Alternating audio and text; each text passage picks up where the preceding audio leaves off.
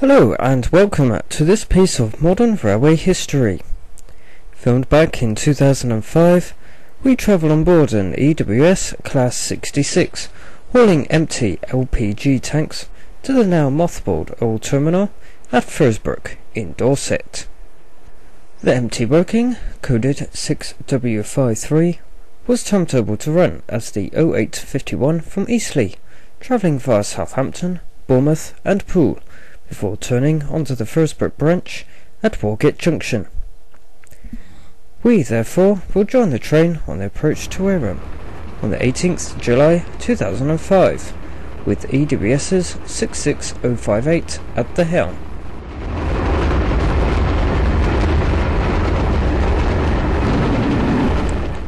Wareham signal box comes into view on the right, which is only brought into use when a train is traversing the Furzebrook branch. Other times of the day, the whole area is usually controlled under the block working from wool signal box. The station at Wareham, opening in 1844, formerly boasted two bay platforms serving the Swanage branch until BR services were withdrawn in 1972. Since the mothballing of the Furzebrook branch, the Swanage Railway has plans to reopen the line again and one day run trains into the bay platform at Wareham. Leaving Wareham, the crossover is in fact used by trains coming off the Furzebrook branch. This means in effect that trains will travel wrong direction along the downline for approximately 1 mile.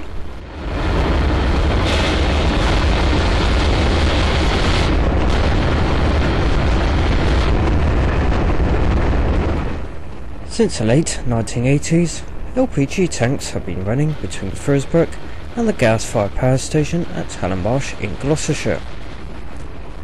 Furzebrook Oil Terminal was built to serve the oil field at Wych Farm, which is owned by BP and is the largest oil field in Western Europe. The trains have seen various forms of motor power through the years, including classic Southern Region traction such as Class 33s and 73s, modern freight locomotives such as Class 58s and 60s, and even Classes 31, 47, 56, and bizarrely enough, Class 67s, have been noted on this interesting flow.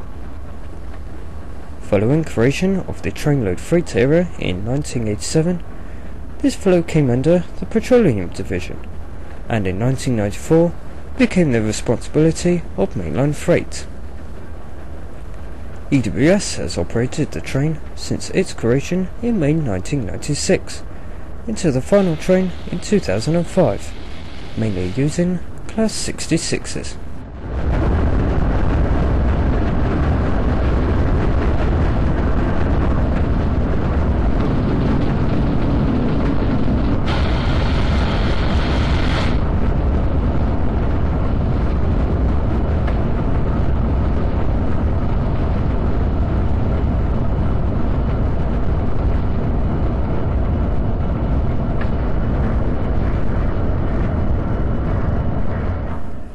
This is Wareham Junction, where we leave the main line, which continues on for a further 20 miles through Dorchester to eventually end up in Weymouth. We come to a stop here so the shunter can operate the ground frame to change the points, so we can access the freight-only Furzebrook branch. There was once an LSWR signal box, which once operated the junction, but on the 23rd of May 1976, it was closed and later demolished. The junction is now controlled by Wareham signal box and is electronically interlocked. Once the shunter has changed the points, the signaller can set the route over the branch. Due to the curvature of the line after the junction, we are limited to 10 miles an hour.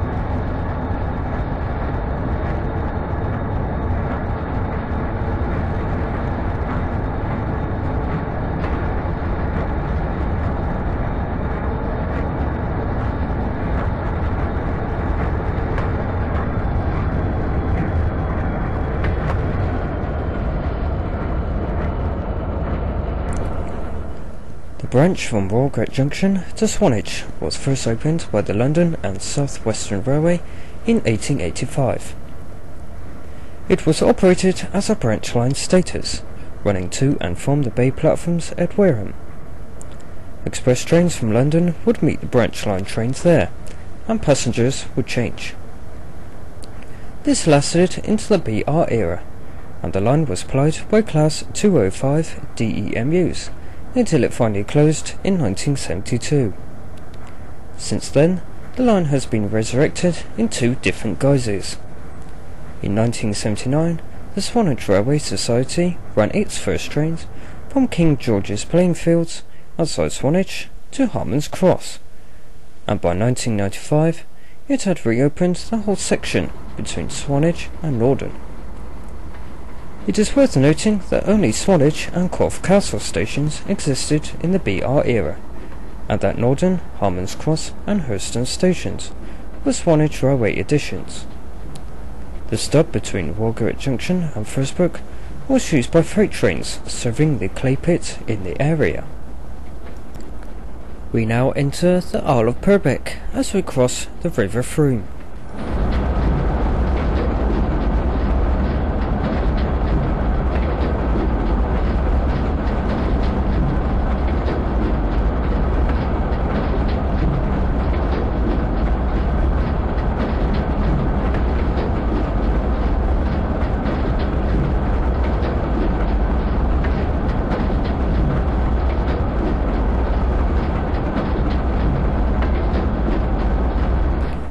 In 2002, a temporary rail connection was laid between Furzebrook and Norden, connecting the main line to the private Swanage Railway.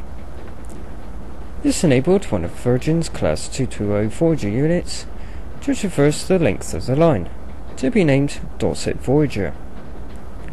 It was not until 2007 that a permanent connection was laid, which is one step towards running passenger trains to Wareham again.